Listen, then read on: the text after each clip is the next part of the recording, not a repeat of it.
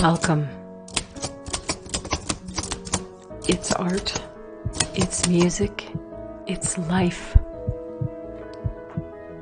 it's fashion, it's listening, it's learning, it's listening for the subtleties in life,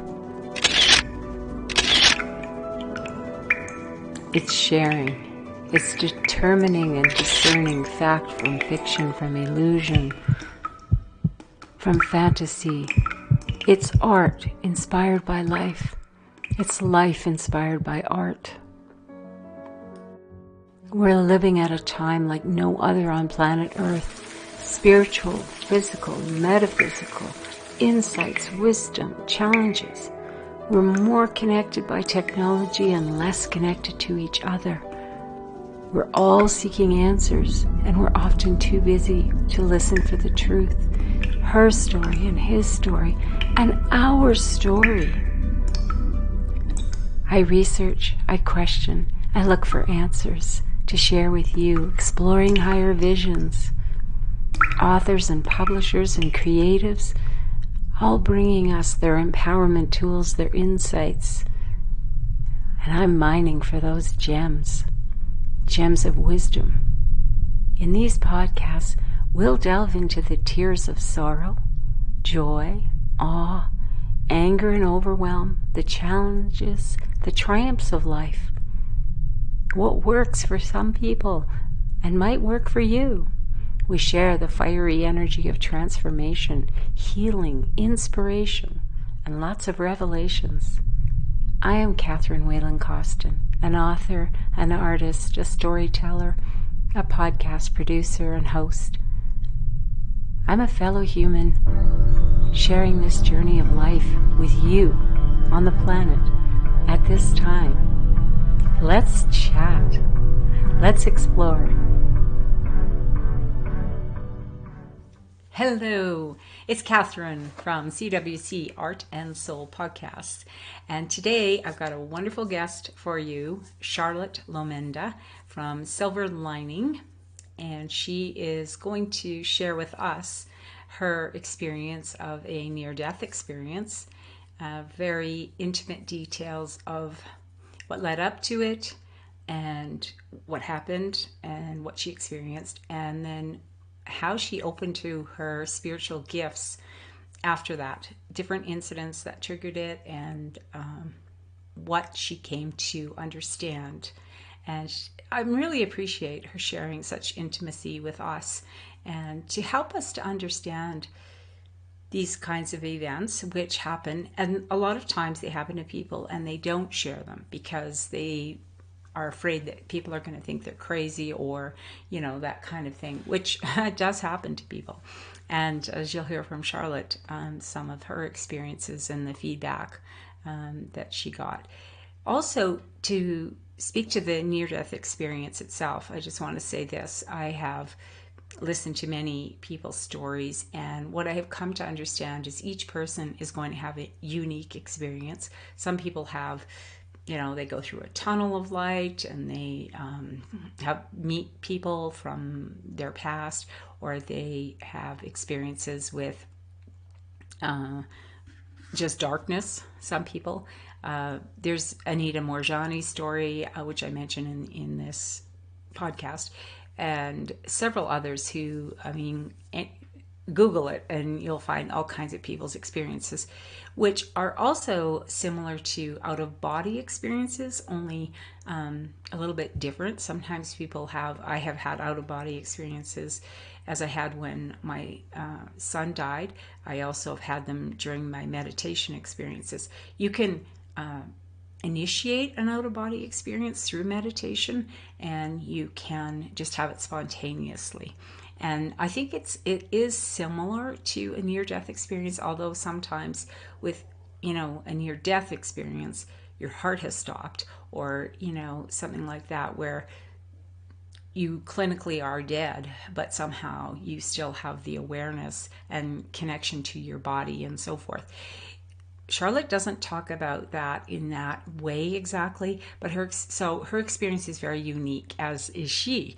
And but I think it's really important to examine, to introduce ourselves to the topic, and to inform ourselves what's possible and what it led to for her, which is to finding her gifts. So let's get into this conversation today. I hope you will comment and subscribe to the channel, and like and share this video if you do like it, because I think the more people that are aware that these things do happen, it can be very helpful. I also want to say that in this episode, we do discuss a situation where someone commits suicide, and so I want to speak to that, to offer a bit of a caution for some of you. There's nothing overly dramatic mentioned here, but the fact that it is, she does talk about a suicide.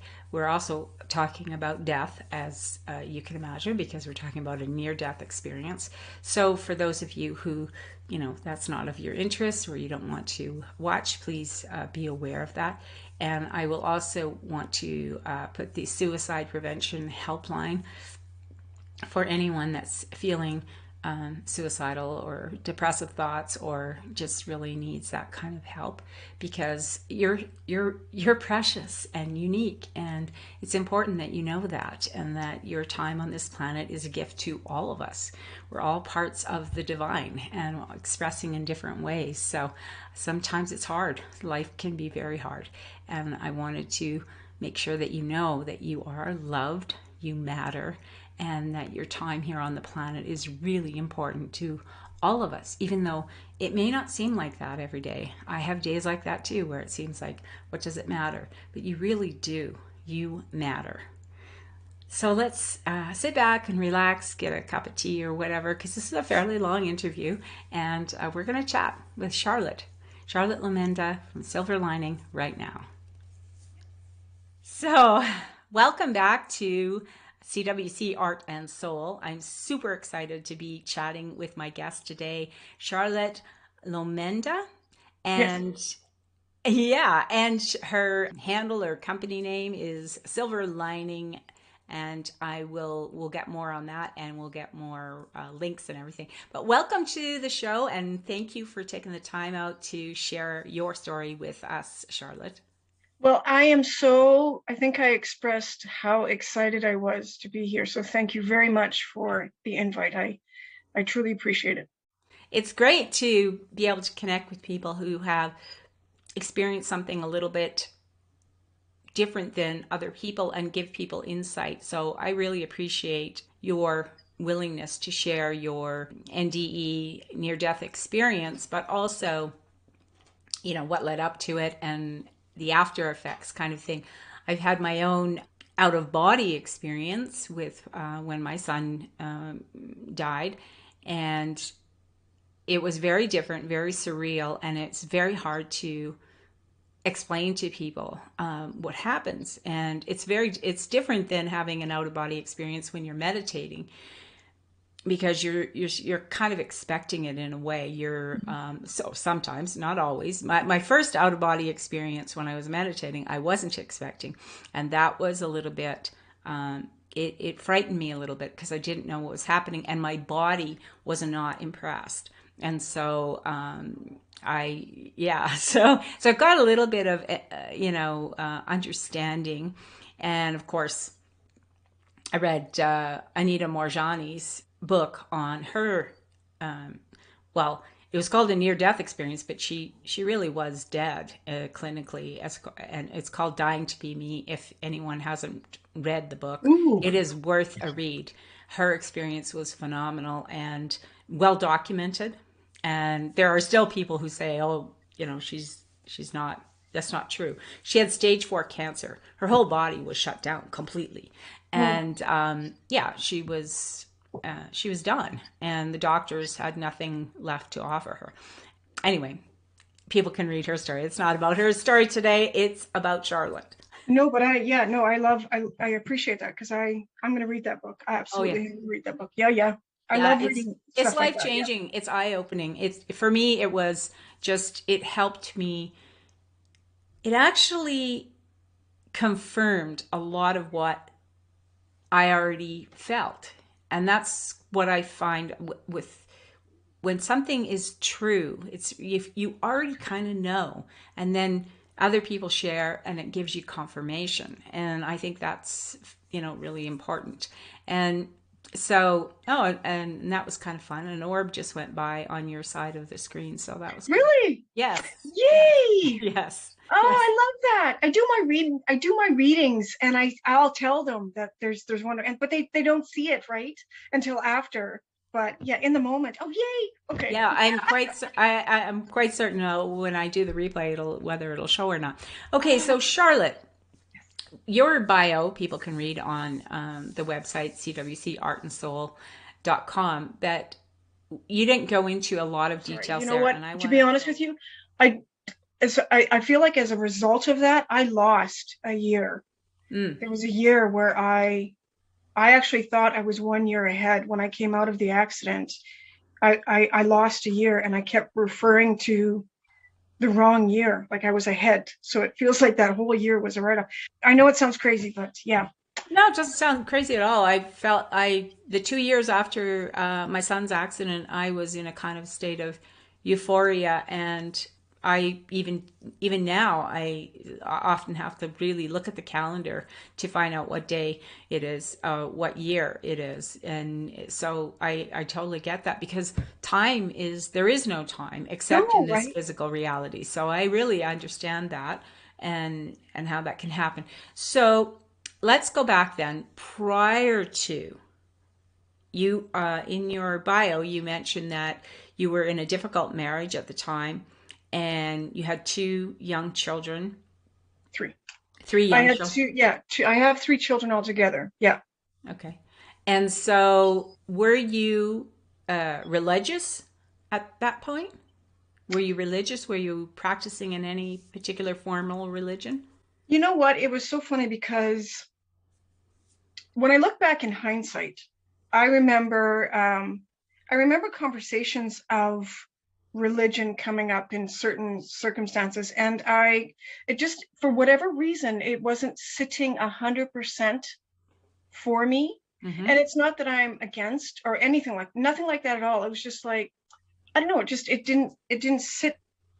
I was curious. Funny thing enough, or funnily is a new word that we're going to use. Funnily enough, my then husband was atheist. And so that got me curious as well. So to answer your question, no, I am not religious, and I wasn't religious up until that point, or even now, but yeah. Yeah, so you weren't raised in a religious home? Not a practicing religious home, no. Okay. And so you were in a situation where it was stressful. Let's put it that way. Okay. So you are on your way to the store or somewhere like that. And what happens? Can you take us through the... Yeah, it was so interesting, because the lead up to the accident is, I was being guided. I mean, we're going to talk about that, I'm sure, later, but I know that I was being guided, and I wasn't happy. I would wake up in the morning and just not be happy. And I knew that is not right. And at one point, actually, in my marriage, I was unhappy, and I was like, well, this is just the way it is. This is the way people are. Just get used to it. And then it, time goes on, and it's just too much. And I'm like, I can't, I need to get out of here, and I need to get a clear head. And I don't even know what I need. I just need to go. That's what I need. That's what I need right now. And so I had approached my then husband, and I had said, look, I'm taking the kids. I'm not happy. And I know he saw that, because he wasn't happy either. Of course not. Yeah. And so I packed up my peeps, and so all 3 of them. And my daughter would have been 9. My oldest daughter would have been 9, and my son and my youngest daughter would have been 4 and 5-ish. So the dates, yeah, again. But so we loaded up the minivan, and we were headed out. And I was really missing my birth mom. And just a long story short, my birth mom had gone. I went to go and live with my dad. She sent me off when I was 13. And so I hadn't seen her, and I didn't hear from her, and I did not know if she was dead or alive for about 13 years. So I was off to go back to where her energy that I remember was, which was a community just outside of Edmonton. And I was just searching for that feeling, because I was lost. I wanted my mom to talk to. I was going through a lot of stuff, and I knew that she could relate based on my memory of that. And right. So note to self: never drive when you're really overwhelmed and you're stressed. Yeah. And you're going, never do that. So I ended up going to a place where I could recall some memories of my mom. And my kids were very unfamiliar with sleeping away from home. And in hindsight, I truly feel like they were picking up on my energy. Sure. So it was very stressful. We were leaving. We'd made it to the community. The whole intention was to go to West Edmonton Mall and have some fun. I wanted to get out of that headspace and just take my kids, and we're just going to have some fun. So I left this community, and tired, kids didn't sleep, on a mission, got lost. The day was so gray and dull. The feeling was absolutely palpable. If I even knew what that meant was going to happen. But, just like that, an omen, like a real sense of foreboding. Absolutely. 100%. Like it was just gray, heavy. And I thought, I could not put my finger on it, but I thought, okay, so we're going to go. I got lost. I got disoriented on a back road, ended up going around and around in circles, came across a gentleman, pulled me over, said that, this is the way you got to go to get to Edmonton on a back road. And so he said, yeah, it's just over there, blah, blah, blah. And he goes, you're going to have to you'll cross train tracks and you'll get onto the highway. And so I did that. And I remember the train tracks. I remember the feeling of going over the train tracks. And I remember my oldest daughter was kind of my co-pilot, and she was helping me with the kids, her siblings in the back. She was getting them a snack.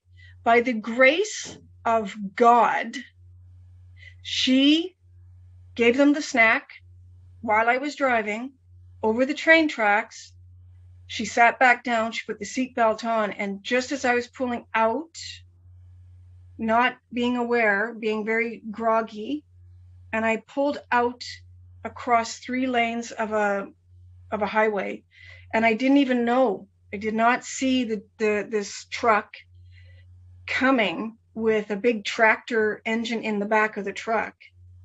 And so I remember my oldest daughter screaming, "Watch out." And that was it. That was all I remember.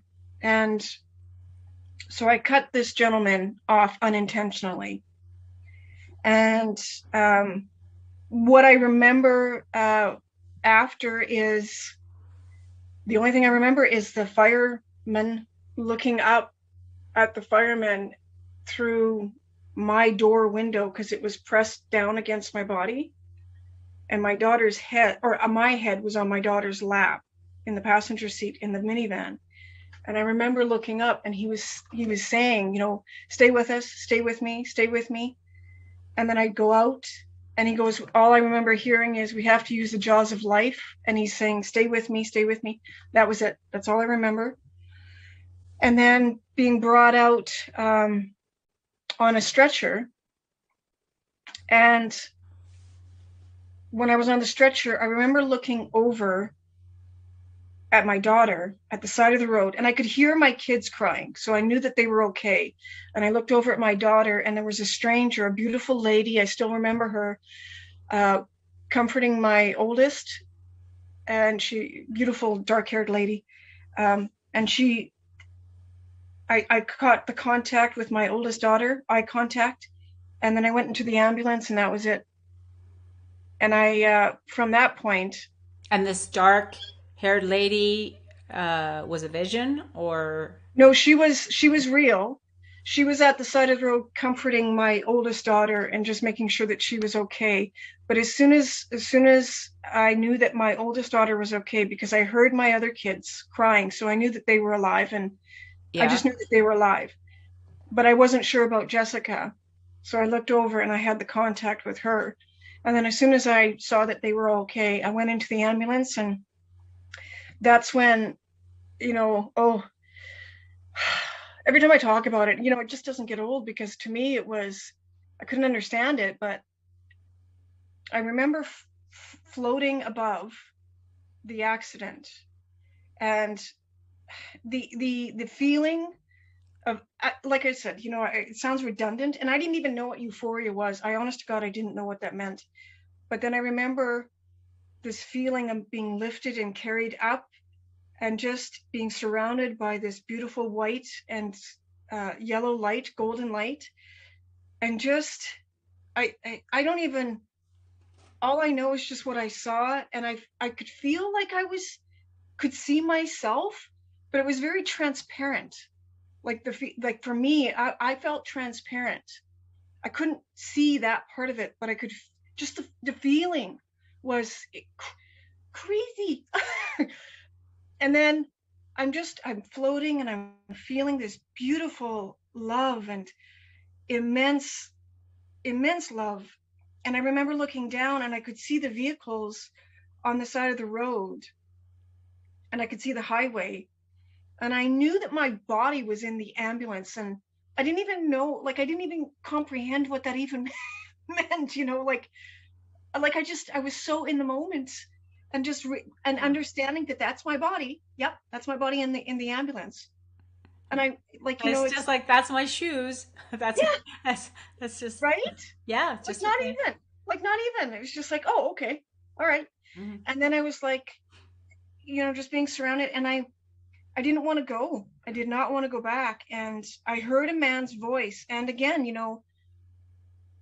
I didn't, I'm not analyzing anything in that moment, nothing. No. So I heard a man's voice, and he's like, you got to go back. It's not your time. And the next thing I know is I'm in the hospital, and I could see my mom and dad, or my stepmom and my dad, by my bedside. And my dad was just overwhelmed, and he left. And I just remember having a conversation with, um, my stepmom, and just we was just having a brief conversation. But and then I went out again, so it was like in and out of A consciousness. real conversation? You were Yeah, yeah. somewhat I feel aware. like I was talking. Yeah, I feel like that was a real conversation with my stepmom. I'd asked her a question, and I don't remember the answer. But yeah, the next amount of time that I spent in the hospital was crazy. So that was like just the feeling. Okay, so back in the hospital, being awake, my body is absolutely upside down. Like, this whole left side was broken. Everything was broken. Everything was So broken. you were back in your body and aware? Yes, Okay. yeah, All right. yeah. After I had, after I heard the man's voice saying, "It's not your time. You need to go back." It was like that's when that was the end of it.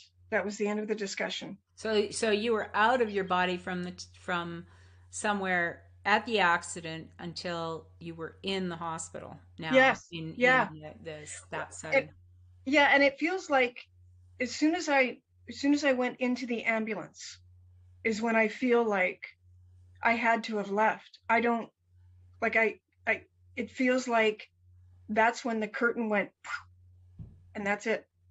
That feels like a pretty long time. I don't. Yeah. I was just wondering if there was any medical, like, were you flatlined? Is there any documentation on that, or were they aware that you were gone, or? I feel like I've never asked that question, but what I find interesting, and I don't know if this is a segue or not, but when I had my stroke, the information I'm finding out now is very interesting. Like as of probably a couple months ago, they don't have a record of, they have a record that I had a stroke.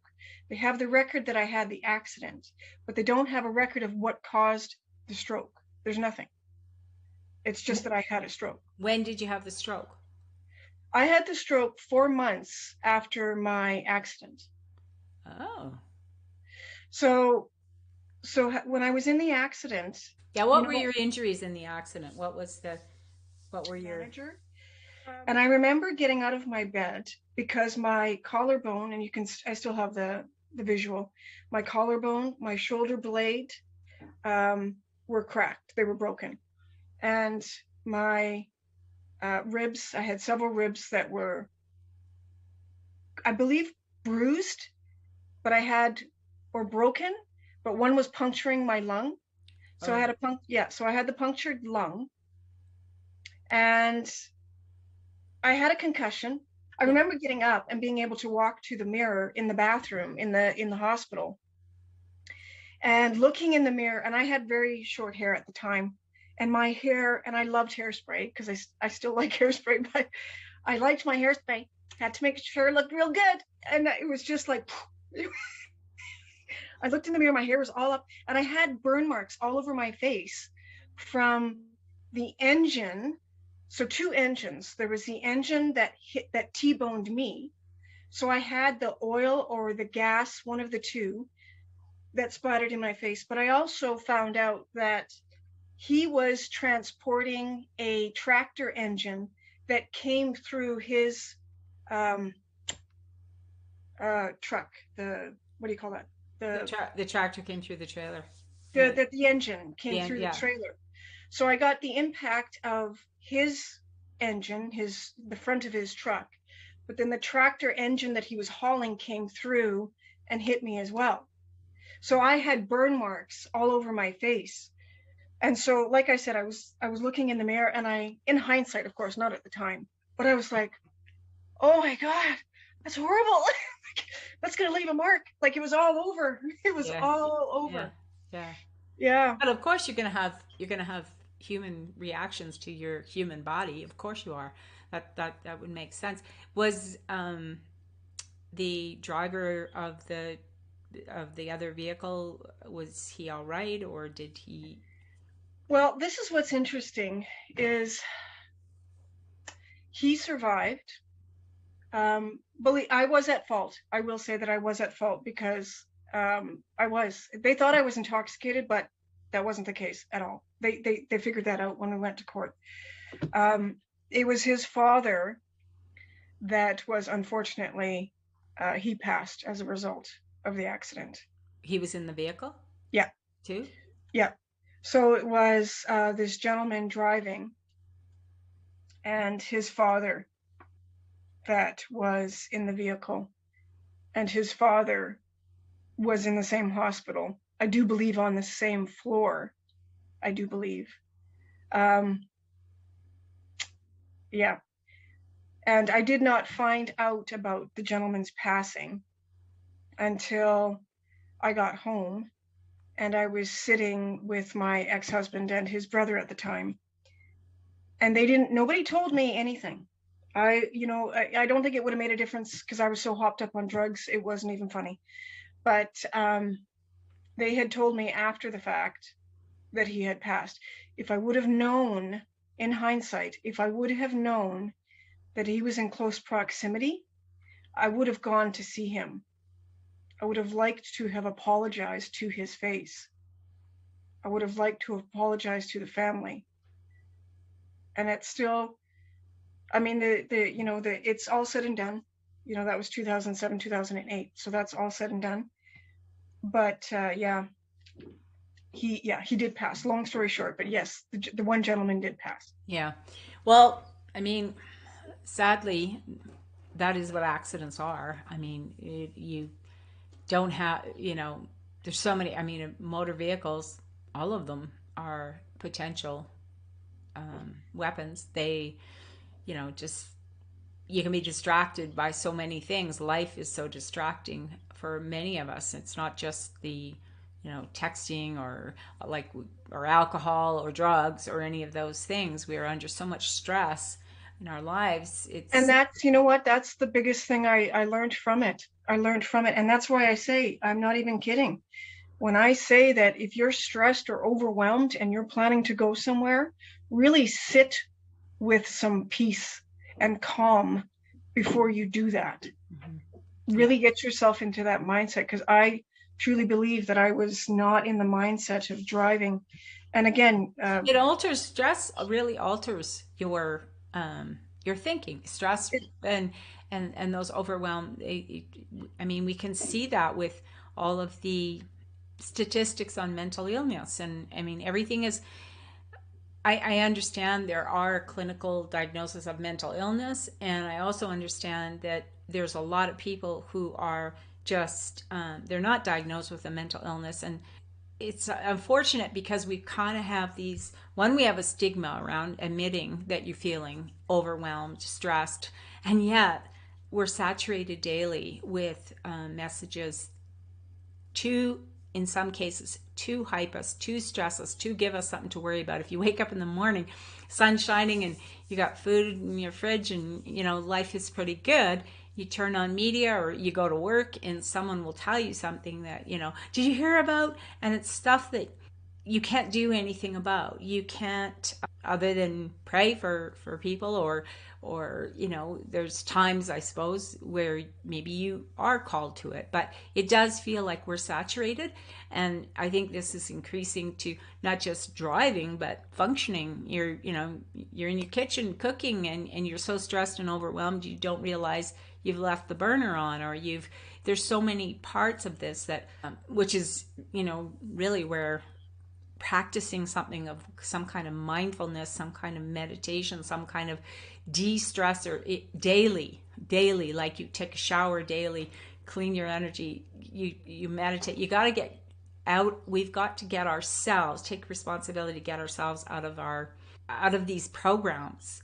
We've got to this is the way I look at it now. We've got to get out of our victim behaviors that make us, well, there's nothing I can do about it. It's such a stressful world. Well, turn off the TV, turn off your social media, go sit in nature, go connect with your kids, connect eye to eye.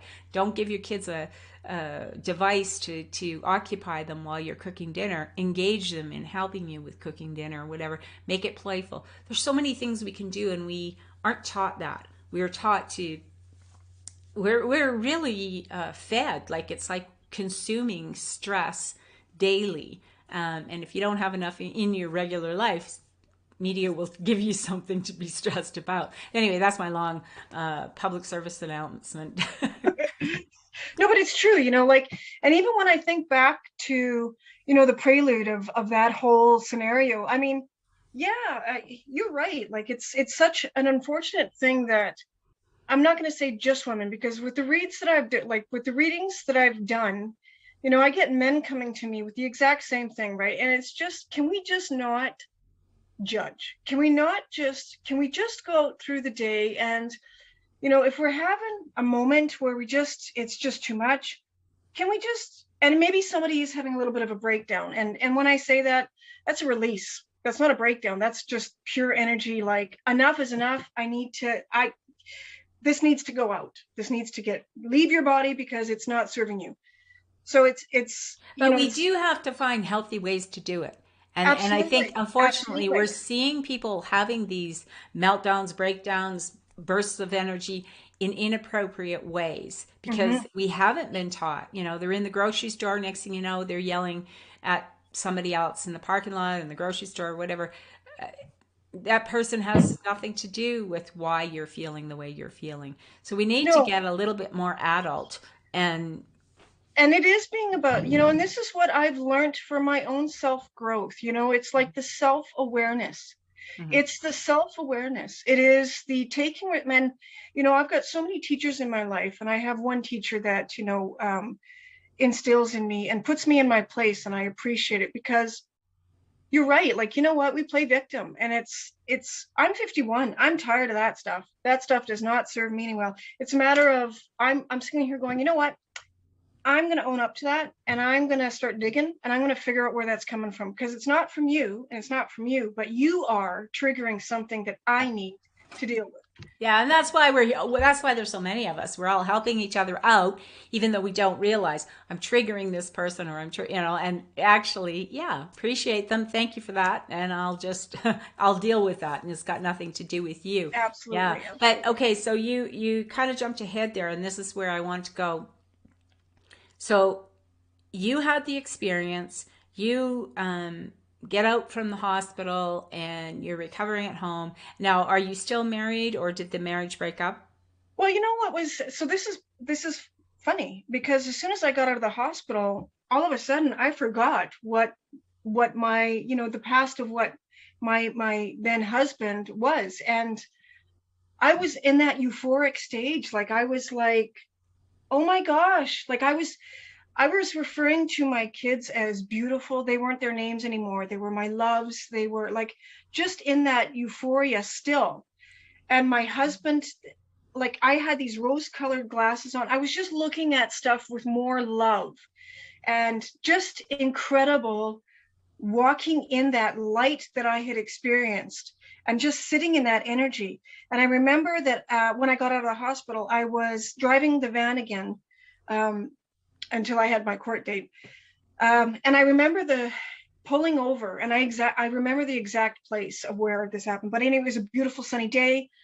And I don't know exactly how long this was afterwards, but I remember that sun was just radiating that same beautiful light that I had experienced. So I pulled over in front of my local community, or my then community, and I just parked, and I just started walking with my eyes closed.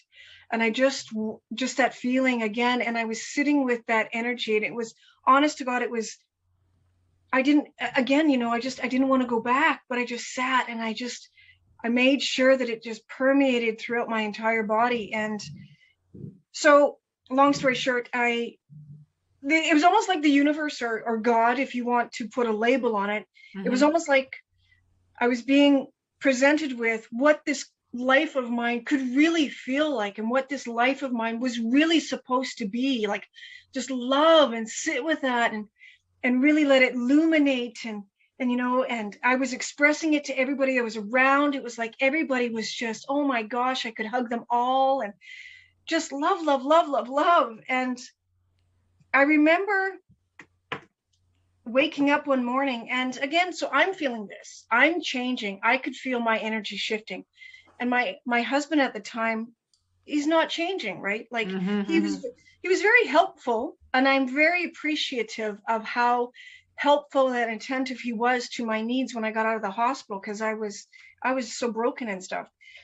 So very grateful for that. And so, I'm excited. We got my kids healthy, yay, and they're helping me, and so I'm redesigning the house that we're living in, because I didn't love the house that we were living in. So I thought, I'm going to change it and put some nice colors in here and stuff, and that's going to help with the marriage, and that's going to help me, make me, because it's like, again, staying in that energy.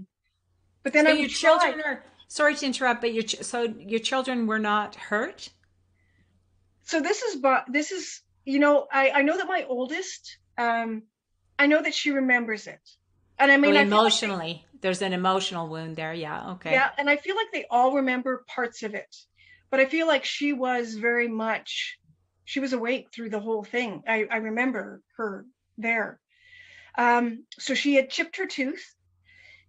My son had a black eye, just a little black eye, because he was in the seat behind me when the T-bone hit. So he just, by the grace of God, had a little bit of a black eye, and that was it, right? So, and I have to share that, oh my gosh, my kids were amazing, because they were so young, but they were helping me change their diaper. They were still in diapers, and I remember all of my kids looking at me, and just hovering around me.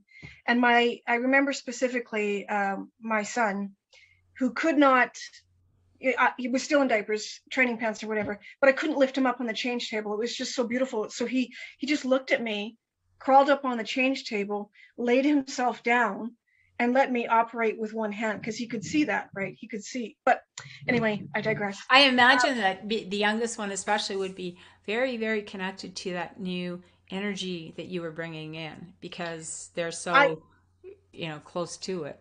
I feel like they all experienced something. And I do feel like it was, for my son, very metaphysical. With my oldest daughter, all of them. For me, it was just a divine connection. Mm-hmm. But to put labels on it, I feel like they all experienced. Yeah. It's very hard to put a label on anything like that's miraculous and mysterious and whatever you want to call it. But so, you can't really. There is no words, no labels. No. And I do remember that. So getting back to the stroke, again, I just felt that things were going back again. So this would have been about 4 months down the road. So I'm changing, but the situation hadn't changed really. But your body is healed or healing. And that's amazing, right? Like that in itself was mind-blowing. And no scars, like just mind-blowing, honest to God. And then the universe kind of went, no, Charlotte, you're not where you need to be. And so I woke up this one morning and something felt off. I don't know what it was. So I get out of bed and I remember walking from the bathroom to the living room.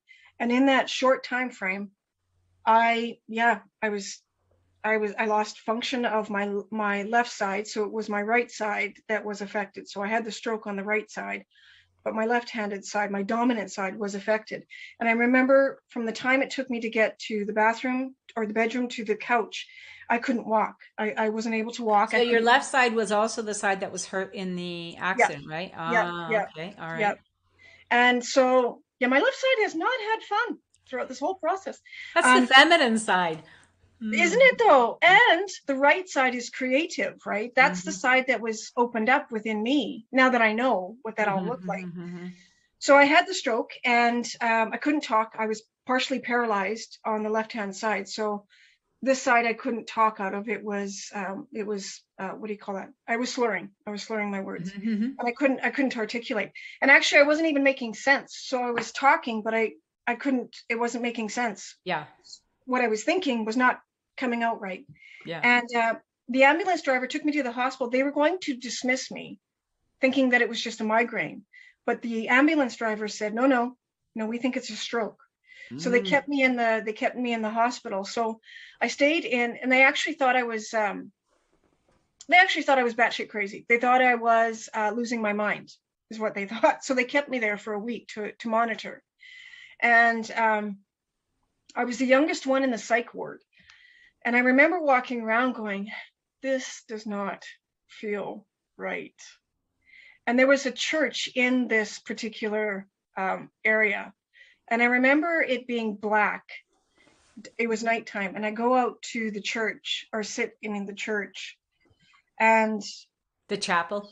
The chapel, yeah. And actually, and I remember just looking out into the darkness and just going, what is going on? I've never had that conversation before. I've never had that. And I wasn't verbally expressing it. I was talking it this way. What is going on? Like, what is going on? And my husband was like, he was confused. He was scared. He was going through his own stuff. And he's like, I'm not looking after you again. Like, you need to get your shit straight. He didn't verbalize it. So I want to be clear with that. But energetically, I could feel him going, oh God, not again. Really? I have to look after you again? Yeah. So and then I found my voice. And I expressed to him, he didn't want to bring the kids to the doctor, to the hospital. And I expressed to him, no, I'm telling you, you need to bring the kids. So brought the kids. That was a shift for me. I can't do this anymore. Not happy, still not happy. And that's when honestly, I started to see things. That's when shit got real. Shit got real. I'm Yeah. not gonna lie. Yeah. Yeah. Yeah. Catherine, Yeah. You things were started to ready. happen. You were ready to see it. The scales have been removed. You were ready to see it, and That's maybe you weren't exactly it. ready My soul, before. my soul was like, no, you're not there anymore. You're exactly right. My higher self was like, we're not done yet. We're not done yet. You need to get out of this situation. And so that's, yeah. And Um, so, and so you left the marriage then. I did. And so I will say this. So I left the marriage, and in hindsight, I was I was asked to leave the marital home and with my kids, and that was hard. But my parents took me in.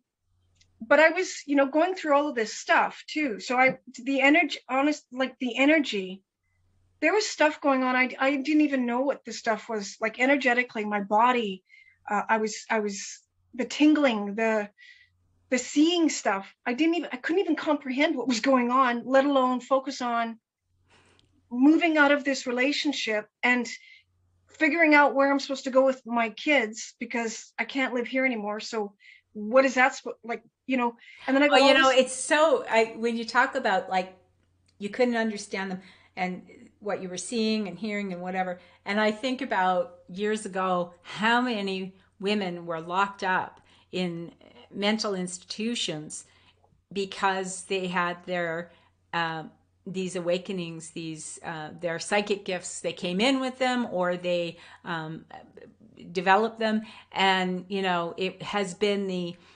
patriarchal oppression of women, and that wisdom that comes out. That I'm not saying that just we all have psychic gifts, men and women, but the divine feminine has been so shut down that every time she is full on in her power and expressing, society, it tends to, and has throughout history, said that's crazy, because we don't what we don't understand. I mean, it's the same kind of thing that's behind all the racism, and what we don't know, we don't like, we're afraid of, we can be taught to hate with that kind of, and we hate what we fear what we hate. The cycle goes on and on. So sorry. It's no, so this is it's labels, right? If we don't understand it, let's put a label on it. Let's not deal with it, but we're going to put a label on it, and we're going to set that to the side. So when more of these instances pop up, we can put it in an envelope, a label on the envelope, and we're just going to put that to the side. And it's like what I'm finding out with my own growth and my own soul's evolution, and me understanding that this whole process that I have gone through and that I'm continuing to go on is it is an awakening, but it's just like, no, you know what? I have stuff that I need to deal with. And I'm going to acknowledge that, because I am empowered. I am an empowered woman. And I'm going to own my, what, and I'm going to wear it like a badge of honor, because I know that I'm meant to go through those processes. I know I'm meant to go through that as an evolution of my soul. This is what I feel to be true within my own experience and what I know. And It's interesting because I think that just like what you were saying about how people will trigger us, events also trigger us in different ways. And I think a lot of the awakening process that we're seeing, a lot of people becoming aware that we're more than just our bodies, and that we're spirit, and we have these other senses and gifts, and we're meant to use them. This time on the planet, it's really important. There's a reason why so many people are tapping into those gifts. But I think that sometimes, that you're right, it's life will trigger, like you with the accident, and then the stroke, and the marriage breaks down, and it's it is, they're triggers to help us to awaken to who we really are, that we don't have to remain victims. We can be victimized, that happens, but you don't have to carry that label.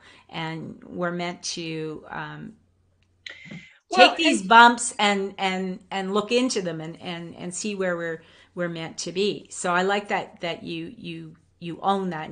And it also, some people, oh, I'm awakened or I'm enlightened or whatever. But the truth is, enlightenment and awakening is a constant part of our evolution. We're never going to be fully, actualized. I don't think. No. I feel like I said, with my own experiences as well. I feel like when my soul, and I can only speak for myself, but with my experience, like I said, with the accident and then the stroke, and just realizing that this is not the way I want to go through my world. This is not. So just a little bit of a backstory. My birth mom, had a very hard upbringing. So I was there for that. I saw what she went through, a lot of addictions and such. And I've come to peace with that, with her and our relationship. But I thought to myself, wait a minute. I saw this pattern with my mom. I remember this pattern with my mom. I have kids now, and I don't want to go through this pattern again with my children. And it was almost like when you say that proclamation out loud, I mean, for me, it was for me. It was for me. Mm-hmm. But I know that, like, my kids are all on their own growth and on their path as well. But sure, I just feel like I want to be different. I want to step into my power. I didn't even know what that looked like. I didn't even know what that meant. Different. I mean, unique. That's how it's like different than a robot, different than to be uniquely who you really are is going to be different. You can't be, if you're unique, you are different. And it sucks because I do understand now with my evolution that it sucks because I want to heal those wounds, deal with that stuff, deal with all that, all that stuff, like all the stuff we don't want to deal with. I feel like I know I have to deal with, and I don't want. So here's what I've also learned, that I know that once I go through the experience, after the universe slaps me a couple times because I'm not listening, and it's like, okay, you didn't catch that lesson, so we're going to bring it around again. We're going to make it a little bit more bells and whistles so you catch it and you can deal with it. And as soon as you deal with it, Charlotte, we're going to let it go. And then we're going to let you absorb what you learned, because you're going to give that to somebody else that's going through the same. And we're going to energetically bring that person to you because you've healed, so that person can step forward that you need to help. So as soon as you get that mindset of working through your own stuff, knowing that energetically somebody, family, friend, a stranger is going to come up to you and be going through something very similar that you have overcome. Yeah. And they still have to do their work. Like, that's the thing. Yeah. Like, a lot of times people think, oh, I'll go see this person and they'll fix me. No, that's not how it works. They can give you, what I kind of think, it really goes back to the thing again, it's triggers. If I tell you my story, there'll be parts of it that I don't even know what they are, that the universe will use to be your, it's like you hear it and you go, oh, like, I don't know how many times I've listened to someone else's insight, wisdom, whatever, and 99% of what they said had zero meaning for me. And 1%, it was like, oh my God, that just opened up the whole universe to me. Like, it's like, aha, wow, I get it. So you had, after the stroke, did you have to do anything differently to heal that, or did you get some insight at that point? Yeah, so again, there was no record of any therapy for the stroke. So for me, I had to sit here and reprogram that side of my body. And I swear to God, if somebody was filming me, it would be freaking hilarious. But did they not give you therapy or any? No, not for the stroke. For the accident, yes, I was taking therapy, but for the stroke, no. And I was trying to train my left side to cooperate and work in balance. So I did that process myself. But And that took, and the memory part of it too, and the speech and stuff like that, that took a while. I think that probably took about several months to a year to get fully back, like my vocabulary and talking. What was interesting is, just like I said, the energies, things were starting to feel very different. And I remember getting visions of asked to leave the marital home with my peeps, my two little guys. My oldest daughter was living with her father. So, or her there's two fathers, but with her other father and her grandmother. And I remember sitting at my parents' house. They said that I could stay there. And I could see, all of a sudden, I could see where I was going to be moving into. I could see what it looked like. I could see what the backyard looked like, the hardwood floors, the wood fireplace. And I was like, oh, okay. Not thinking anything of it. And sure enough, I think it was probably a few, I don't know time-wise, but it wasn't very long afterwards that I found this place that was exactly what I was seeing. And I didn't, again, not thinking anything of it. But when I moved into this place, that's when things really, really happened quickly. I was hearing voices. I was starting to hear voices. Thankfully, we can talk about this stuff, because when I say that, usually don't open that up with a new introduction to somebody conversation. Your voices. Yeah.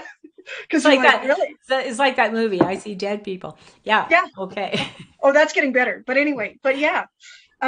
So I was hearing these voices, and I remember, so I decided, I was going to take my ex-husband was really challenging me, and he was really a beautiful lesson in that he taught, great. I have beautiful kids, period, all the way around.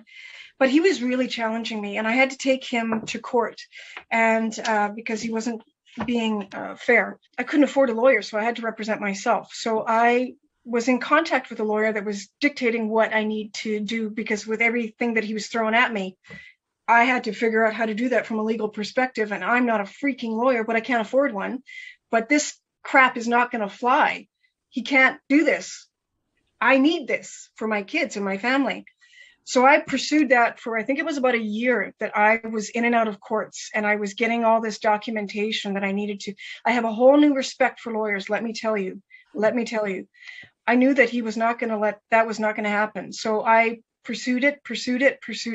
I won the court case. I won more than what was originally agreed on, because I was not going to let that go. This was for my kids. This was not right. This is my right. And I was going to fight for it. And I tell ladies that it can be hard, but it was worth it.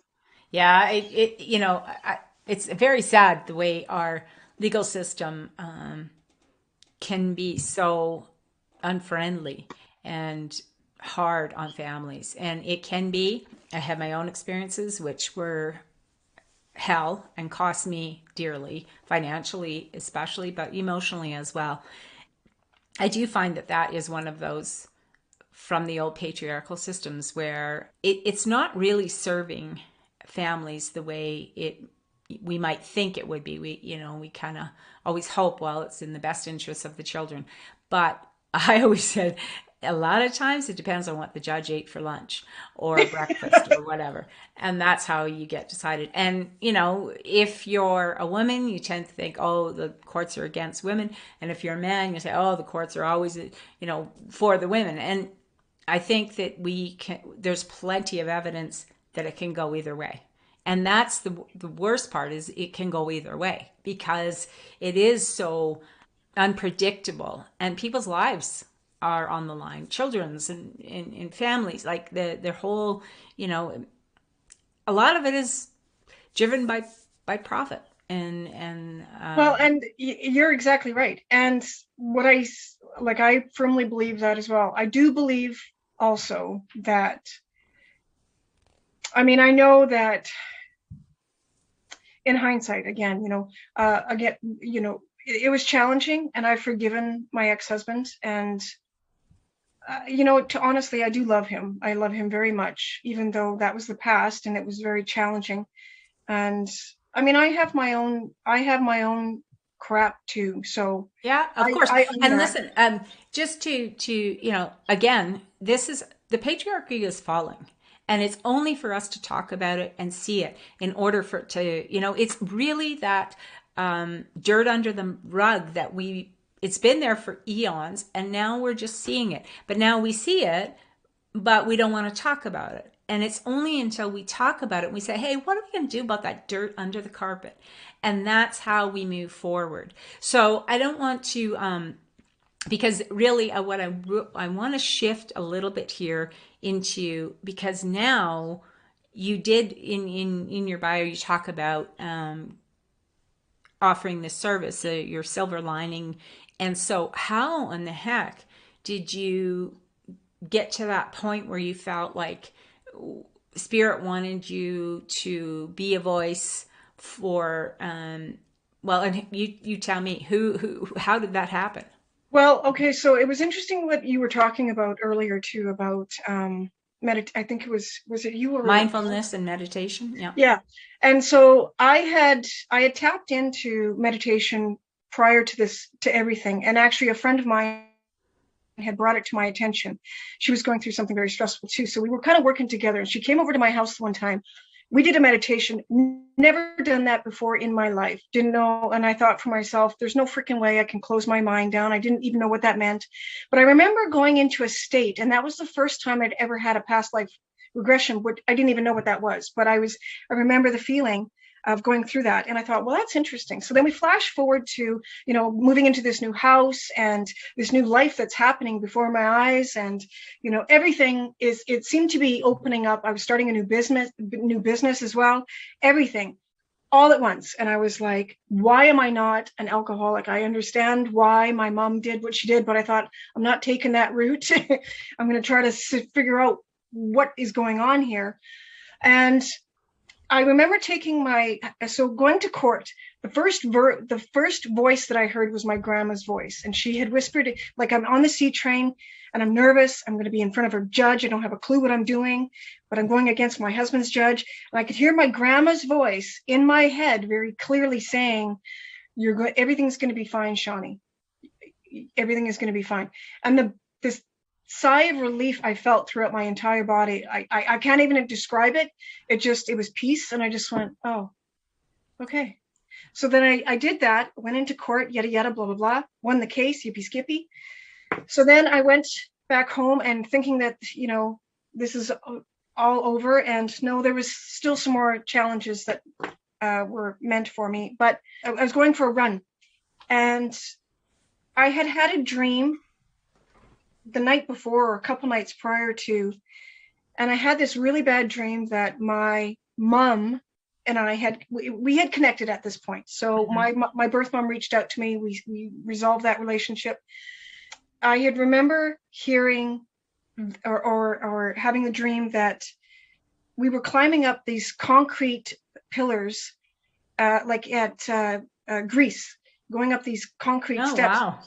Yeah, in the dream. And I could feel I was holding my mom's hand, and then I could feel my mom's hand pull away, and I felt like this punch in the gut. And it was a horrible feeling because then she was gone. So then I woke up the next day, and I'm trying to text her to let her know that I had this horrible dream, and I just wanted to share it with her. And she's like, well, I'm busy right now. I can't talk, blah, blah, blah. Tell me about it tonight. So then I phoned her later that night and left a message. Nothing and nothing and nothing. So I was spewing this message on the machine. I think it was the next day that somebody had reached out to my stepmom, and my stepmom contacted me and said, your mom's been in an accident. And I went, okay. So I went back to my house. My dad came over and shared with me that I'm talking on the phone with these people in BC because that's where she lived. They had shared with me that she had fallen to her death. It didn't look good. And so somebody had shared with me that she'd fallen down some stairs onto a concrete floor. And so I was like, I didn't even comprehend the dream at that point. I was I was outside of myself. So when you're talking about the outer body, absolutely. Absolutely. It was a premonition. It wasn't a dream. It was absolutely a premonition. And I didn't even, like I said, I didn't know what that even meant, what that was. So all of the stuff that was leading up to even seeing her, the synchronicities of stuff going on inside of me that I'm still not even clear of what's going on, with me. I don't know what's going on with me. I'm hearing voices, not thinking anything of it, keeping it kind of hush hush, going about my day, getting these premonitions, seeing the house that I'm going to buy, seeing my mom's passing, and Yeah, I all of just this. want to say something about that for people watching, in case, some people would be thinking, well, jeepers, if you had have been able to tell her, maybe she would have, about the dream, maybe she could have taken steps to prevent it. And I think that she was busy because there's only one way off the planet. I always tell people this. There's only one way off. We have to die. That's how it goes. How you do it is, like it could be a car accident. It could be a falling. It could be a long-term disease where you go through long periods. And each one of those different outs have another purpose. Like there's other people that are going to be affected by your transition, whatever that might be. But I have the sense that this was part of you awakening to, like you said, having a premonition about where you were going to live, having the premonition. So it was confirmation. You didn't get the premonition as to warn your mother, because if that would have been the case, she wouldn't have been busy. And that's what I always think. When you look at a situation where, several people are in an accident and 2 people survive and 3 people don't, it tells you that there's certain people are leaving and certain people have to continue on their journey for whatever the reasons. I mean, I'm not the mind of God. I don't know. But I just think that premonitions are not always meant as you're supposed to do something, so we need to let go of guilt and stuff around that. When you think, oh my God, I had that dream. I could have prevented this. No. I don't think any of us actually leave this planet unless it's our time to go. If we are meant to stay, there'll be an intervention. There'll be something. God doesn't, and I say God, universe, call it whatever you want. I don't think we're left. We have free will, but I don't think we are as victim as we may think we are. I think we have guides, angels, celestial beings who do intervene on our behalf a lot, probably a lot more than we know. So I just wanted to point that out. So sorry for interrupting, and I want to continue because I want to get to where you open to your gifts, to knowing that they were more than just for you.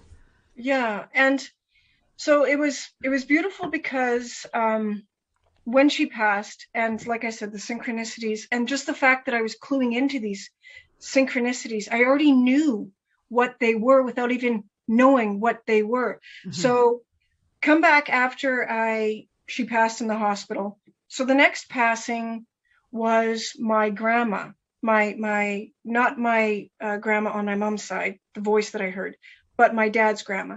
So I remember my grandma had passed, and I had gone to the hospital with her, with all of the ladies that were there. And being in that moment, she had had a heart attack, and she was getting ready to cross. Right. So I was going there and spending time with my family, and the feeling I was getting the feeling with just energetically what was transpiring, and I knew that it was going to be the last time that I talked to my grandma or was present with my grandma. So anyway, we had that. She did pass, and I remember with the eulogy, I don't public speak. I wasn't a public speaker. There was no freaking way I was going to do that. But my grandma, who had now passed, is pushing me. So I went to a meeting that they were having to try to figure out what the service was going to look like and such. And we have a very large, beautiful family. So it was a matter of delegating and figuring out how that's going to look. And my grandma was very well known in our community. So again, it was just making sure that it was everything was perfect, right? That it was meant to be. And I remember going to the family thing, and I'm like, why am I going? What, like, it was all the daughters and the sons, my aunts and uncles being a part of this. Why am I going? But my grandma was gently guiding me. And I remember sitting by my uncle, and the energy was so intense that my body started to shake, and I couldn't understand energetically what was going on. And they were sitting here talking about, okay, so who's going to do the eulogy? And then they were blah, blah, blah. And then I automatically just went, me, I'll do it. And I just went, what? Like, what did I just do? But I know that my grandma was pushing me to be a part of that. So we flash forward to writing the eulogy. I wrote her eulogy for one of the grandchildren, the oldest grandchildren, and I was the oldest, one of the oldest grandchildren. And I was sitting here going, oh my gosh, like, what does that even look like? Oh my gosh. And so sure enough, Grandma pipes in from the other side and she's showing me different pictures. And I'm like, what is that about? So I was reaching out to her sons, and she was guiding me who to reach out to. And I could hear her on the other side, and I'm seeing the pictures she's showing me, and I'm writing it out. So I get up to do this eulogy, and it turned out pretty good. I'm not gonna lie, But then I think to myself, that was Grandma helping me write it on the other side.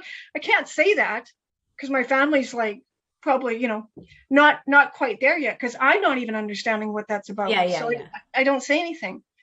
So flash forward, so that's the voice, and those are the pictures. So then with my mom, I had to go up to her place and pick up her belongings. And so this is probably about a year, I think, after she had passed.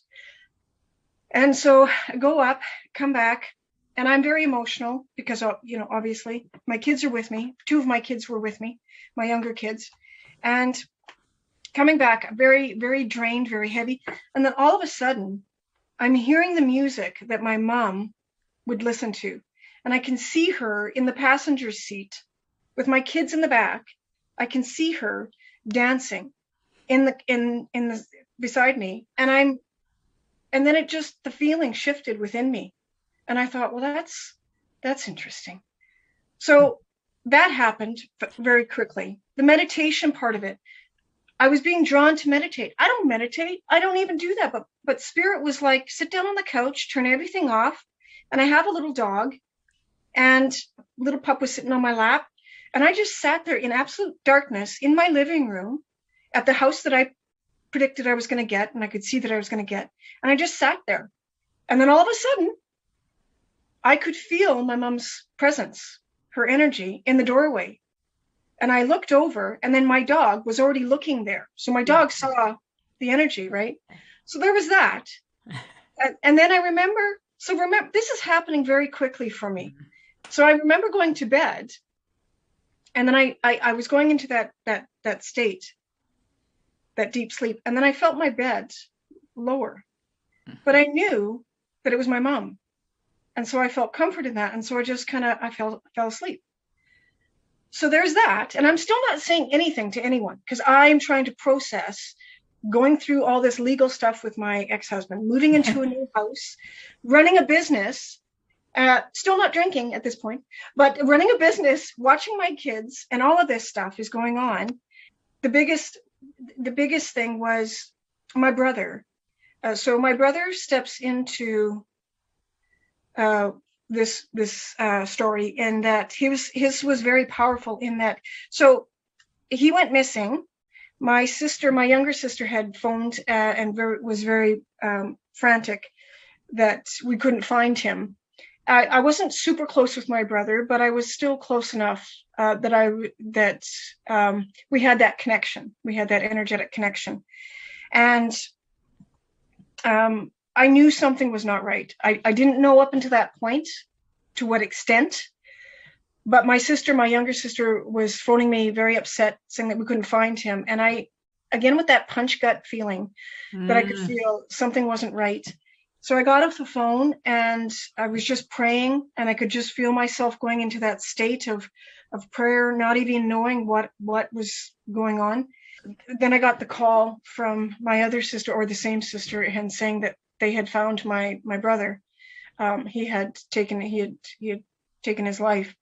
So in that moment, again, I sat back, processing all of this, trying to even breathe. And it was, but I remember he came to me in that moment, and I love him so much for doing this because he was a big teacher on the other side. But I remember seeing his body, his light and his body, and he had his arms wide open, and he was surrounded by this white and gold light, the same light that I had experienced with my passing. So I went to meet with my family right after, And I remember my sisters and family went outside, but my stepmom was with me. And of course, she's overwhelmed, as we all are. And I'm crying. And I had looked at her and I had said exactly what I had seen, what he had showed me. And he shared with me this beautiful light that he was surrounded by and that he was at peace. And I wanted her to know that, even though I didn't even really fully know that. Right. And so that happened. And how did she take that? How did she accept that? Honestly, I could see that she felt better, because I'm baptized Christian. Mm-hmm. So I feel like she needed to hear that, knowing that he was in a better place and not just what the stories say. Yeah. Right. So I wanted her to know that, and that gave her great peace. So flash forward to planning his eulogy, and same thing. And he was talking to me when I was talking to my other younger sister that he was very close with, and he's giving me the information of kind of things that he wants for his service. And he was telling me his favorite color was blue, and so my sister was validating that this is the information. So I feel like I was a part of that, so they could know that it's horrible.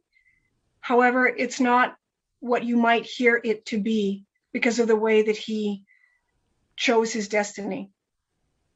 And so flash forward again with, so he was really strong in that I was hearing him. He was talking to me. I was seeing him. He was showing me him. He was showing me so he left behind 2 young daughters, and he was telling me what they were going to say at the meeting that we were going to have with him. And so I was like driving to this Tim Hortons and sitting down, and sure enough, his daughter said exactly what he told me she was going to say. And I was like, what the crap? What the crap? What the crap? And so we went to go to a movie theater. We're sitting down in the movie theater because we're trying to help the girls go through this process, and we're trying to work through this whole process as a family. And he's showing me what he wants me to do with his younger daughter, in that he wanted me to sit by her, to comfort her. And so he made sure that this seat was open for her to sit by me. So he's showing all of this stuff to me, and he's playing games with me as well, because I'm coming out of the bedroom, going downstairs to get a coffee, and I can see that the toaster oven's unplugged. And in my inside voice, I'm talking to him, and I'm going, is that you? And I asked the kids, my kids, in my outside voice, I'm like, guys, why did you unplug the toaster oven? They're like, we didn't touch the oven. We didn't touch it. And I'm like, and then I hear the voice, I'm going, was that you? And I can hear my brother laughing. Yeah, that's me. And I was like, oh my gosh. So I'm sharing this stuff with one of my teachers, who was my best friend. And she finally looks at me. So she's recognizing all this stuff, because she's very much a healer as well. And she's like, you need to go and see this lady. And so she puts me through to this one lady. And when I was hearing the voices and seeing the energies and getting to a point where my whole body was convulsing, and I say that with gentleness, it was convulsing. The energy was so intense, and I was not sure what I'm supposed to do with this. Right. She's telling me to go and see this other teacher. I went to see this other teacher, and this other teacher was like, okay, so we're gonna send you to this girl. So another prescription, like, you need to talk to this lady. And so I went to this lady who is a medium, a psychic medium, and she's very well known throughout the city that I live in, Calgary. And so she takes months to get in. I got in within a week. She phones me up and she's like, okay, so I have an opening this time. You need to come here and you bring this, this, and this, and this is what you do. And so I showed up at her house. We sat down and we're doing the reading. And so this is mind blowing. As a reader now, I understand. She's got 2 different decks. There's no way. So all these people that are sitting going, sure, psychic healer, right, whatever. So this lady has this 2 decks of number of decks, regular playing decks, 4 queens she draws out of the deck, boom, boom, boom, boom, and 3 aces, boom, boom, boom. Like, You can't even, like, I'm like, there's no way. There's no way. Like, what the crap? So then she tells me, that's when she said to me, you're like me. And I'm like, so with all due respect, you're a beautiful lady, but you're also a very senior lady. So what exactly does that mean? I'm like you. And then she said, you're a psychic medium. And I went, oh, okay. All right, I get it now. Okay, so then, yeah, it made sense. It made sense. Then you look at the history, and then I start to look back at my history of growing up, and I went, oh, okay, well, that makes sense why I was doing that. That makes sense. I could feel that. So could you remember when you were a Yes, child then? yes, Yeah. yeah, See, that's what happens to a lot of people. Come in with it wide open, and then life sort of shuts you down. And you don't even remember it. You could be quite young when someone says, "Yeah, you don't actually see." Those are imaginary friends. You're not actually seeing that. So just stop right, talking about it. right, And so you start to go, "Okay, I'm not allowed to talk about it." So from exactly. that point on, did you start to offer services to people? Yeah, it was so funny because it's again with, I just posted this morning about being in alignment. Soon as I was able to recognize, because again, I already had this interest in psychic mediums. Sylvia Browne was huge for me. I watched her growing up. And so just already having this kind of awareness of what that was about. And even with what I knew of my birth mom, with some stories that she had shared with me, it kind of all started to piece together. And it made sense to me, bringing me to the present moment. And so I just started doing readings for free because I'm just like, I just want to share. I feel like that was part of the reason why I went through everything that I went through. And so I just started to share with friends, and actually with even people that when I was going out and about. Again, with the energy, I had like what's known as again with the Kundalini, and again with the labels. But what I now know what this was, I was sleeping in bed one night. So now that I know what's kind of going on with me, and I can get a better understanding of what I'm not losing my mind. I'm not losing my mind. Actually, you're finding it. You're I'm finding it. finding it, right? I'm so finding it. Yay! And so I'm laying in bed, and all of a sudden, I feel this fire from my tailbone go all the way up to the top of my head and then shoot out. And it was so intense. And then it was like release. And then I went to sleep, and I was like, what was that? And then a couple nights later, the same thing. I went to bed, and then I closed my eyes, and then all of a sudden I see this poof of white light, like right there. And I was like, I opened my eyes. I was like, what was that? So it was, again, within such a short time frame, I feel so much stuff was happening, and I was trying so hard to understand and keep up. Yeah. And so just started, when I was around people and getting that energy, I understand now that that's their loved ones that really wanted me to connect with them. And I just started I watched Teresa Caputo. I was like a huge fan of hers. Teresa is who Teresa is, and she's beautiful. However, when I did that, it didn't sit right with me because I didn't know what to do with that energy. I'm like, Yeah, it is a learning curve. I mean, once you're opening to something that is so new to you and can be overwhelming, and not only that, you can be picking up energies that are not always from the highest energies. I mean, people talk about that. Norma Cowie's been a guest on this show many times, and she talks about the earthbound spirits and stuff like that, that they're kind of lost. You don't need to be afraid of them. They're just lost, and they really just don't know there's light that's available to them. But sometimes when we are not aware, have that kind of energy come in, and then like Ouija boards and stuff like that attracts that kind of low vibration stuff, and that's not helpful. We got enough low vibration on this planet. We don't need dead ones helping us. We were trying to raise the vibration and evolve, and so it's that kind of energy that we're looking for. But when people awaken, and I just want to say to the viewers, if you're feeling any of those energies or experience, seek out really, listen to your intuition and seek out really good help. not just randomly, don't just take your energy to anyone, and don't just show up to anyone. Or if you're looking at energy healing for something is out of whack in your body, don't just go to anyone that will do, Reiki or whatever kinds of energy healing. Think about it, listen to your gut, pick up on I just feel like people don't realize, like, your energy is so, everything happens in our energy body before it happens in our physical body. So if you just let anybody into your aura, into your energy, you're asking for trouble, because it's going to be out of balance. It won't be in alignment. And, I just think that, oh my goodness, there's your second public service announcement, peoples. And well, and it was, and this is where, so it's interesting you say that as well.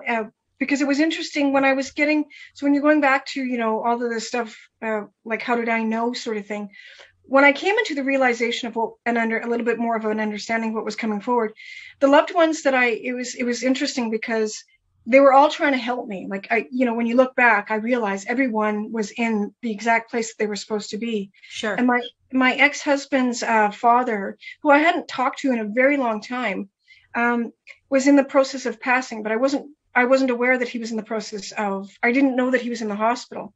And so the next bout I went to when I found out that he was in the hospital, I decided I'm going to go down to the river and I'm going to meditate, and I'm going to put some loving vibes with him. And I'm going to hope that, he heals and gets better. I didn't know to the extent of his sickness. So I'm sitting there, and his wife, who had passed years and years prior, again, I'm in that meditative state, and his wife came forward, and she, again with the light, and she was taking his hand to get ready to go to the other side. And he was wearing this red coat that he was very kind of famous for wearing. And his laugh was very contagious and infectious. And I remember him taking her hand, going into the light in his laugh. He was happy to go in. And then it wasn't until later that night that I got the call that he had passed. So his soul was showing me and sharing with me. That was so beautiful. It was so beautiful. So when you, so now hopefully you are getting paid for your services, because you can't exchange. This is one thing I know, and a lot of people in healing modalities, in the arts, which I'm also part of, in a lot of creative and not traditional roles, there's a lot of stigma about charging. Well, if it's coming from spirit, it should be free. Well, you know what? If you're a welder, that's coming from spirit too. If you're a carpenter, you're a doctor, that's out in all of us. So it doesn't matter what your gifts are. We are all given gifts. We're all given gifts, which are actually, it's just like your toolbox for life on planet Earth. And there's always got to be balance in the universe. So there has to be energy exchange, whether it's in trade or money or time or whatever it is. There has to be a balance, because if you're working as an energy healer or whatever, and you're giving something to someone and they're not giving you something back, you're both going to feel that out of balance. So I really, I'm glad to hear that. As you have developed and felt called to this, now you offer services through your Silver Lining. Is it Silver Lining Medium? Well, I go by the Silver Lining Medium. So yes, just kind of a quick synopsis is, I do like to go to group functions. I do go to provide messages for loved ones. I also like to, like you said, we're all individuals and unique. I like to mix it up, and I don't like putting necessarily labels on things. And that's where I kind of was getting a little bit frustrated for myself, because people were like, are you medium? Are you psychic? Are you giving off this? Are you giving off that? And I'm like, I'm just giving off what I'm feeling and what I'm seeing. And I feel like if I'm directing it to you, either psychically or mediumistically, or if you're trying to find your car keys, for crying out loud, I'm giving you the information because it's for you. It's for you. So why do I have to? I don't like putting a label on it. I work with spirit. I work with energy. I work with energy. That's what I work with. Yeah. Yes. And mediumship is not all psychics are mediums, and right. Mediums speak to dead people, or what we call dead people. Nobody's dead, but that otherwise they wouldn't be speaking to you. So think about Right. that. Yeah. But I understand why people want to know if you're a medium or not. But you're an energy worker. But Okay. yeah, no, I do work with energies. I work with spirit. I work with those on the other side. I work with you here. I can tap into your energy right now. Like that's kind of what I'm talking about. And I do differentiate between a spirit from the other side. It could be someone that you're in connection with on the physical plane that needs you to reach out to them. So that's where I say, Cool. Yeah. if I'm dealing with you and there's a message of healing, but it's to somebody that's might be feeling, and this has happened where it's been an energy on that's here that you're having a dispute with, their energy wants to connect with you so you guys can let's move past this. Do you So get any sense of why do people on this plane feel like they need to connect with people on the other plane? What do you think is what are you getting a sense of, or have you ever heard, has spirit ever said to you why we do this now, or why we are doing it more, or have we always wanted that connection? I honestly feel like we've always had that connection. Like as far as me being here and then dealing with loved ones and energy on the other side, Yeah. I do feel like I don't want to get into pretending like I know all of that stuff, but for my own, what I believe for me is it brings healing to both. For me, it's just from Right. what I've learned from my experiences. It helps me to heal and move on in my physical world now and go about my world now. For them on the other side, I do feel like it is healing for them as well. Just briefly, when I experienced my meditation and when I was opening up to the meditations, I was seeing classrooms. I was seeing these empty buildings on the other side. I was seeing churches. I was seeing these buildings without windows, without doors. And I actually saw my brother in one of these schools. And I feel like they are learning lessons and helping us learn lessons down here that they didn't learn when they were here. They're on the other side now, I believe, learning those lessons and kind of using their loved ones as tools to better manipulate, whereas maybe they didn't have the resources when they were here. And they Yeah. can look at it from a different perspective now. They Yeah, can and look at helping it. us. They're. I feel like that's sometimes they're helping us, but that you're the second person who has second or third person who mentions schools. That some people said I couldn't go to school when I was on planet Earth. I'm going to school now, and other people said I went to school. I worked hard. I'm gone to play. I'm golfing. I'm whatever. So there is this very interesting other dynamic. It's certainly not the one a lot of us were told, sitting on a cloud eating bread and honey. I love bread and honey, but it only goes so far, right? Yeah. No, So, and no, that's exactly it. Like that's exactly it. Like yeah, it's a I feel like with my experience, it's not that. It's not that. I do feel like there is, just based on, like I said, my experience, it's not just you're running through flowered fields. No, not from what I've seen. Not from what yeah. I've seen. Yeah, it's very expansive.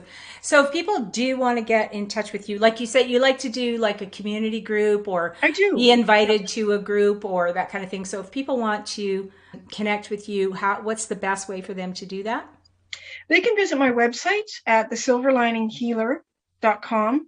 They can visit me on Facebook, Silver Lining Healer. They can visit me on Instagram All to right. reach out for a one-on-one or a group setting. Yes. I've really appreciated you being so open and you're sharing and offering your gifts, because sometimes people receive these gifts and they keep it to themselves because they're afraid of being rejected or what have you. So Charlotte, I appreciate you coming on CWC Art and Soul, and I want people to know they can connect with you through your website and whatever. But it's been a real pleasure, a lot of deep and real life stuff we've been chatting about. So thank you so much. Well, thank you very much, Catherine, for your time. I appreciate that. Yes, it was a beautiful conversation. Beautiful conversation with a beautiful person. So look forward to chatting with you more. Thank you. And seeing your artwork and reading and getting your book. Oh, awesome. Thank you very much, Charlotte. That I really appreciate it. And for the rest of you, well, that was terrific. And I really appreciate you all joining us. And please don't forget to subscribe, hit the notification bell if you want to be notified when new videos are uploaded, and share and comment what you think. Have you had a near-death experience? Have you had an out-of-body experience? And have you noticed that you've had a shift in your psychic gifts or energy gifts? I'd love to hear from you. All right. Thanks so much. Take care.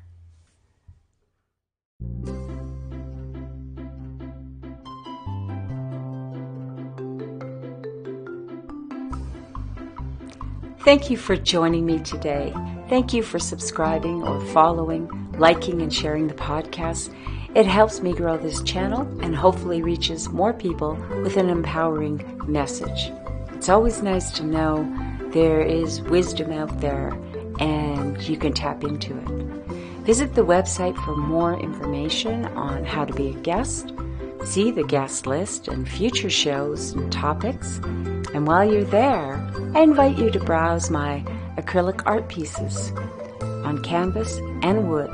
They make an amazing home decor, high vibe art. And you'll also find the link to my storefront for luxurious women's fashions and home decor, created and designed by me with my art and manufactured in Montreal, Canada by Le Galeriste. And it is really amazing to have found them. They are environmentally conscious. They use a special dye that doesn't fade, and it's humanely manufactured. It is an awesome time to be on the planet and have these choices. So I invite you to explore and see if there is something there for you. Until next time, take care.